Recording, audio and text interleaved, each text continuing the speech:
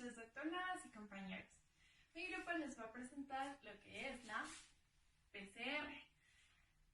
Esto va a decir la reacción en cadena de polimerasa, pero le conocemos como PCR por sus siglas en inglés. Entonces, primero para empezar, ¿quiénes estamos en el grupo?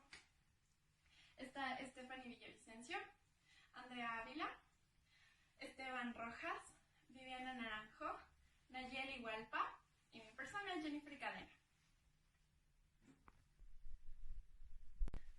Para empezar, la PCR tiene dos objetivos generales, los cuales son amplificar y detectar mediante un ADN diana. La PCR, esta no va a ser una técnica analítica, sino va a ser más bien una metodología, y vamos a ver que este es el resultado de tres conceptos que nosotros ya hemos estudiado, los cuales son: el primero es la desnaturalización, el segundo sería la hibridación y el tercero acción. Entonces, estos van a ser los conceptos bases que nos menciona el libro. Nos permite generar una gran cantidad de copias de un fragmento de ADN. ¿Cuál es el requisito fundamental? Va a ser que nosotros dispongamos de fragmentos cortos del ADN de cadena sencilla que van a ser complementarios a los extremos del fragmento amplificado. ¿Para qué nos sirven estos fragmentos? Estos nos van a servir como cebadores, para que la ADN polimerasa pueda incorporar los nucleótidos a la cadena molde. Una vez completada esta reacción, la cantidad de fragmento amplificada se puede visualizar con diferentes métodos de observaciones. Que hemos establecido este breve preámbulo, les voy a dar la introducción propiamente a nuestro video. Tras la extracción del tejido, del ADN en este tejido, nosotros vamos a tener el ADN contenido en las células del mismo. Este ADN va a aparecer como un precipitado que va a ser posible de suspender en agua o en un tampón apropiado. Si este se separa mediante la electroforesis, se va a ver como una única banda de elevado peso molecular. Frecuentemente, el objetivo de esto es analizar un fragmento de ADN conocido o no mediante la técnica de PCR. Muchas gracias por su atención. Ahora continuamos con mi compañera.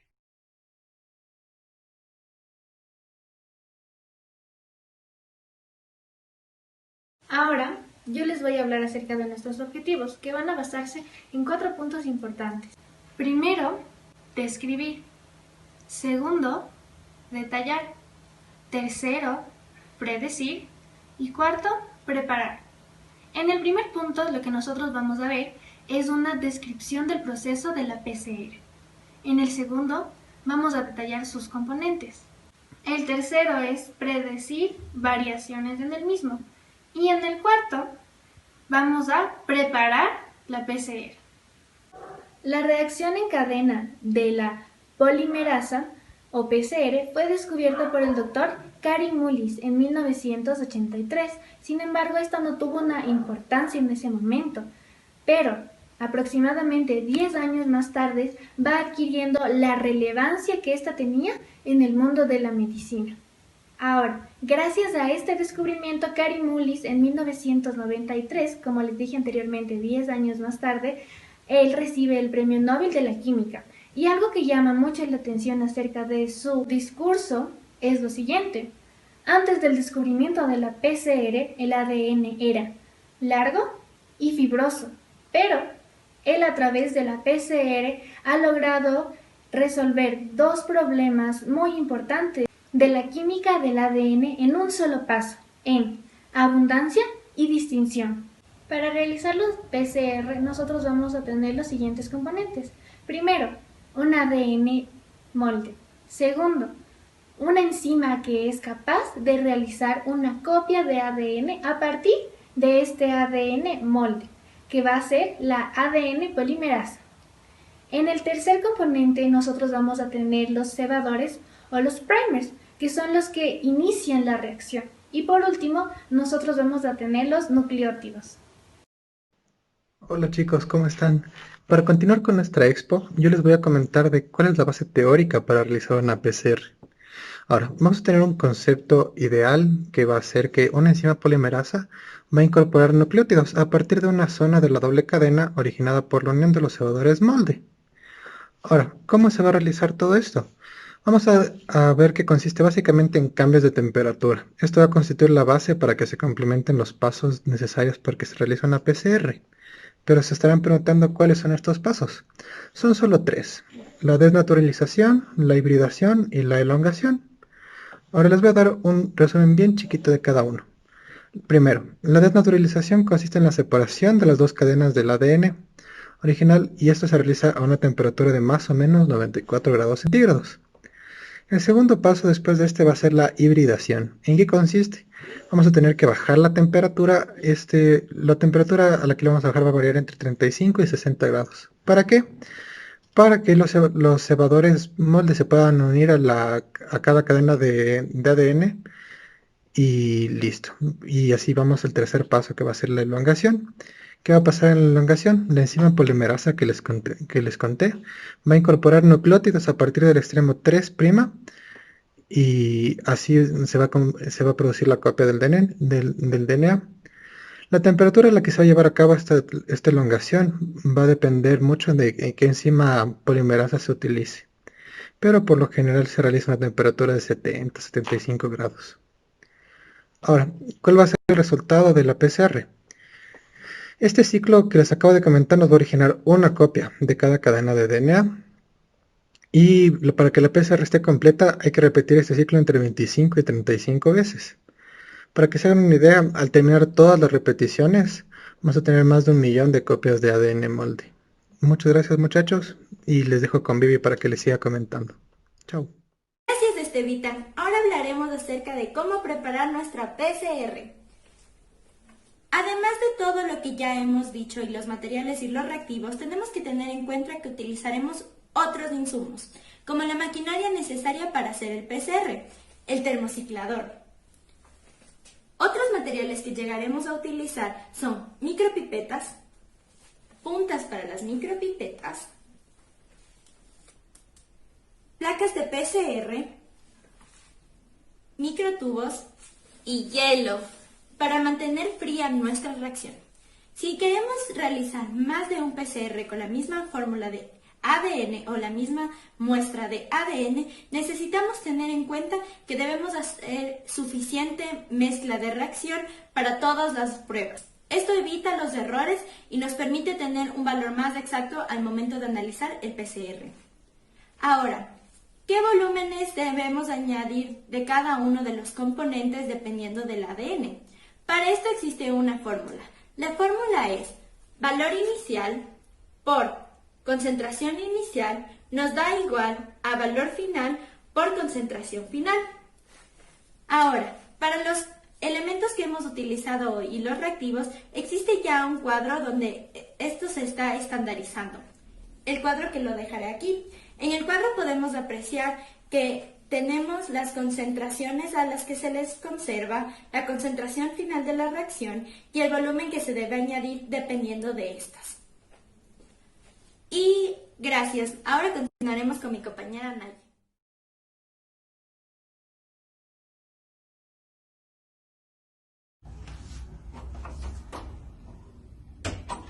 Esto del coronavirus es una locura. La gente sale a la calle como si no hubiera alguna pandemia. Sin embargo, mucha gente habla del coronavirus y que este se detecta a través de la prueba de PCR. Pero, ¿cómo es que de verdad funciona? Acompáñenme para saber cómo es que los mecanismos funcionan en detalle. Para detectar lo que es el coronavirus, vamos a utilizar la prueba de PCR. Sin embargo, vamos a utilizar el PCR con transcripción inversa. Este va a ser un método nuclear que nos va a permitir encontrar el ADN de los patógenos, es decir, de los virus en especial. Algo muy importante es que antes se utilizaba lo que eran isótopos radiactivos. Sin embargo, hoy en día ya utilizamos lo que serían los isótopos de fluorescencia. Es muy importante tener en cuenta que este método va a permitir a los científicos ya ver los resultados mientras están aún dando así. Vamos a ver cómo el mecanismo de la PCR con transcripción inversa funciona. Lo que vamos a encontrar es que vamos a recolectar muestras del coronavirus en lugares donde este tienda a acumularse en el cuerpo, por ejemplo, la nariz y la garganta. Segundo paso, vamos a aplicar sustancias químicas para eliminar ciertas sustancias como proteínas y grasas que pueden venir en la mezcla de ARN. ¿Qué ARN vamos a tener? Pues claramente vamos a tener el ARN de la persona y también del virus, si es que este fuera a estar presente. Tercer paso, vamos a realizar ya lo que sería la transcripción inversa del ARN. ¿Qué quiere decir esto? Pues sencillamente vamos a utilizar una enzima que sería la ARN polimerasa inversa para hacer que el ADN se convierta en ADN. Una vez obtenido el ADN del virus, nosotros vamos a proceder a poner pequeños fragmentos que van a complementar al ADN vírico. Esto va a permitir que nosotros podamos amplificar al ADN y producir más ADN para añadir marcadores a lo que sería la cadena de ADN. De ahí nosotros vamos a introducir esta combinación en lo que sería una máquina de RT-PCR o una máquina de PCR con transcripción inversa. La vamos a someter a diferentes cambios de calor y frío. De esta forma van a haber procesos químicos que van a dar lugar a nuevas copias que van a ser idénticas de partes específicas del ADN vírico. Hay que tener en cuenta que con cada ciclo que se haga nosotros vamos a tener 2 copias, es decir, primero comenzaremos con 2 copias, luego 4, luego 6 y así iremos aumentando. Al final se estima que tenemos 35 ciclos y por ende vamos a tener 35.000 copias de específicas partes del ADN vírico. Mientras nosotros vamos a ir emitiendo nuevas copias de ADN, los marcadores de fluorescencia se van a unir a lo que serían estas nuevas copias y de esta forma van a dar un tipo de magnitud el cual la computadora va a registrar. Una vez que nosotros pasemos cierta magnitud nos va a mostrar si la persona va a estar infectada o no va a estar infectada. Igualmente, dependiendo de cuánto se demore en demostrar esta magnitud, es decir, cuántos ciclos pasen hasta que nos demuestren los resultados en la computadora, nos va a demostrar el grado de infección de la persona. Mientras más tiempo se demore para dar los ciclos necesarios, nosotros vamos a encontrar que la infección va a ser más grave. Finalmente, nosotros vamos a utilizar esto de lo que sería el PCR con transcripción inversa, ya que es un método muy rápido y muy fiable. También hoy en día utilizamos los que son las pruebas rápidas. Sin embargo, esos no nos muestran resultados tan fiables a pesar de que toman poco tiempo, lo que sería de 10 a 15 minutos para dar resultados, y vamos a utilizar lo que serían muestras sanguíneas. Muchas gracias por la atención.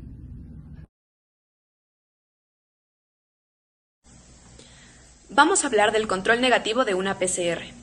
¿En qué consiste el control negativo de una PCR? Se trata de una muestra en la que se incluyen todos los componentes de la reacción excepto el ADN. ¿Qué utilidad tiene el control negativo en una PCR? Los componentes de la PCR se almacenan a menos 20 grados centígrados, a una concentración superior a la que luego se utiliza en la reacción. Del producto almacenado se utiliza una cantidad determinada cada vez que se prepara una PCR, de manera que si un componente no se agota, el remanente se utiliza para otra reacción. En consecuencia, es posible que al tomar una alícuota del original se produzcan contaminaciones con ADN procedente de alguna muestra. También es posible que durante el proceso de preparación de la reacción, por un error de manejo, se produzca contaminación cruzada entre muestras. El control negativo se utiliza para comprobar que ninguno de los componentes de la reacción está contaminado con ADN de otra procedencia y que no se han producido errores de manejo que hayan provocado la contaminación cruzada entre muestras. ¿Se detectará la contaminación aunque haya sido producida por poco ADN? En principio, con poca cantidad de ADN molde se obtendrá producto de amplificación, ya que la PCR es muy sensible. Dado que en cada ciclo se duplica la cantidad de ADN correspondiente al fragmento a amplificar, aunque exista poco molde inicial, se generará la cantidad suficiente para ser visualizada. Ahora vamos a volver a hablar de cómo preparar una PCR. Una vez preparados los tubos de reacción, se introducen en el termociclador. Como ya sabemos, la PCR se completa gracias a la repetición de 25 a 35 ciclos en los que se suceden las 3 fases en que se modifica la temperatura. Previamente a los ciclos de la PCR, se lleva a cabo una desnaturalización inicial, de alrededor de 5 minutos. Además, la reacción se completa con una elongación final de aproximadamente 10 minutos. Bueno, la figura que vemos aquí es el perfil térmico típico de una PCR. Los tiempos de cada fase son orientativos y la temperatura de hibridación puede variar en función de la especialidad de la reacción. En conclusión, la reacción en cadena de la polimerasa o PCR es una técnica fundamental para la mayor parte de las aplicaciones de la biología molecular. Se ha presentado la base teórica y práctica de la PCR. Existen muchas variantes de la PCR convencional. como son la PCR en tiempo real o la PCR cuantitativa, la cual permite cuantificar la cantidad de producto amplificado. También tenemos la PCR por transcripción inversa, mediante la cual se obtiene una copia de ADN complementario utilizando como molde ácido ribonucleico. Gracias.